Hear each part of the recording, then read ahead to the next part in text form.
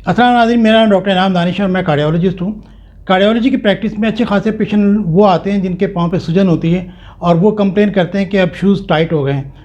कुछ लोग ऐसे हैं जिनके टखने और ऊपर पाँव तक जो है वो सूजन आ जाती है। हाथों में भी सूजन होती है जिसकी वजह से रिंग उतरना मुश्किल हो जाती है। तो स्किन जो है वो चमकदार और स्ट्रेच हो जाती है, शाइनिंग स्ट्रिंग हो जाती है। अगर उसको दबाएँ कुछ सेकंड्स के लिए तो वहाँ पे गड़ा पड़ जाता है, इसीलिए हम इसको पिटिंग एडिमा भी कहते हैं। तो आज हम देखते हैं कि वो क्या रीज़न्स हैं, क्या वजूहात हैं जिनकी वजह से ये होता है और इसका क्या ट्रीटमेंट करना है। नाज़रीन, जहाँ तक पीडियल एडिमा की कॉजेज़ का ताल्लुक है कि इसकी क्या वजूहात हो सकती हैं, इसको हम दो में डिवाइड कर सकते हैं अपनी सहूलत के लिए।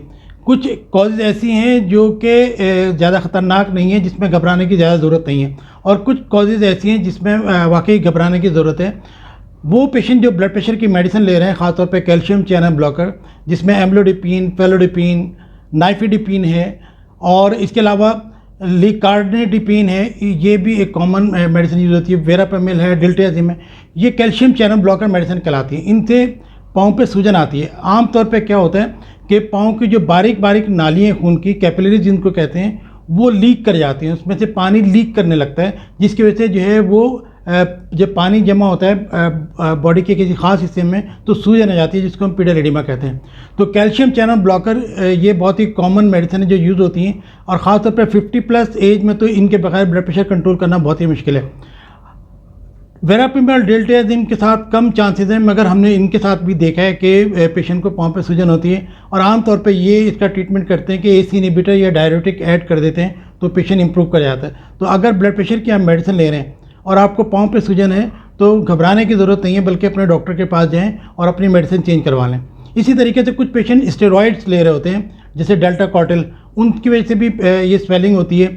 ये डायबिटीज़ की एक टैबलेट है जिसे ज़ोलिड के नाम से आती है, इसमें भी यही होता है कि पीडियल एडिमा के चांसेस बढ़ जाते हैं। ओरल कॉन्ट्रासेप्टिव है, ईस्ट्रोजिन जो होती है टैबलेट्स, उनसे भी जो है वो पाँव पे सूजन के चांसेस बढ़ जाते हैं।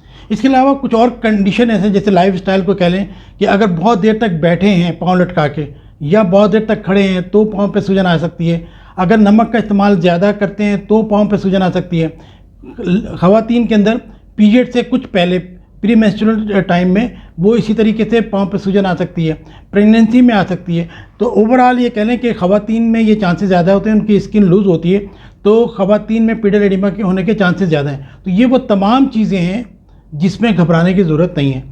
अब आते हैं उन चीज़ों पे जिसमें वाकई घबराने की ज़रूरत है, और वो क्या है कि हार्ट फेलियर, कि पीडियल एडिमा, ये पाँव पे सूजन जो है, ये हार्ट फेलियर की अलामत भी हो सकता है, ये किडनी फेलियर की अलामत भी हो सकता है, ये जिगर के फेलियर की अलामत भी हो सकता है, ये मेल न्यूट्रिशन जो है, यानी कि अगर हम प्रॉपरली खाएं पिए ना तो जिस्म में प्रोटीन की कमी हो जाती है, उससे भी ये पाँव पे सूजन हो जाती है। तो इसी तरीके से वीनस स्टेसिस है, यानी कि कुछ लोग ऐसे हैं जिनको जो ज़्यादा चलते फिरते नहीं हैं, वो वज़न उनका ज़्यादा है, तो उनकी जो पाँव की वेन्स हैं वो प्रॉपरली ब्लड को ऊपर पंप नहीं कर पा रही होती हैं, जिसकी वजह से पाँव पे स्वेलिंग होती है और पीडियल एडिमा होता है। तो ये वो तमाम कंडीशन है जिनमें वाकई घबराने की ज़रूरत है।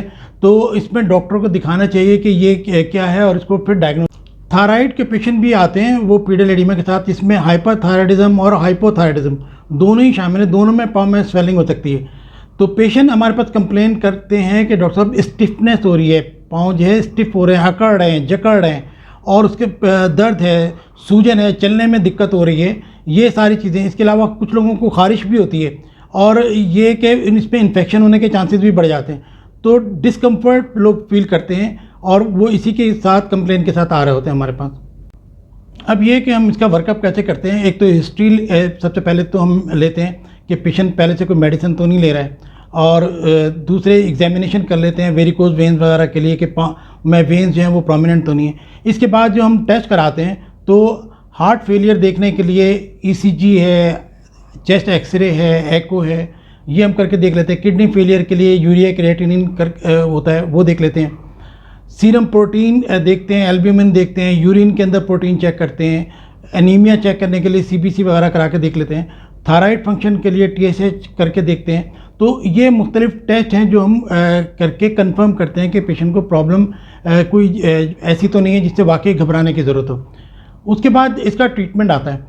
तो ट्रीटमेंट में सबसे इम्पॉर्टेंट चीज़ तो यही है कि जो उसकी कॉज है उसको रूल आउट किया जाए और उसको कंट्रोल किया जाए। जैसे अगर ब्लड प्रेशर की मेडिसिन है तो मेडिसिन को चेंज किया जा सकता है, किसी और ग्रुप से मेडिसिन आप यूज़ कर सकते हैं, या साथ में इसके कोई डायरेटिक पेशाब आवर दवा दे के इसको कंट्रोल कर सकते हैं। जो जनरल पेशेंट कर सकते हैं ये कि पाँव को ऊपर उठा लें, ख़ास तौर पर रात को सोते हुए एक गाँव तकिया पाँव के नीचे रख लें। इससे भी जो है जब वो सुबह उठेंगे तो सूजन कम हो जाती है।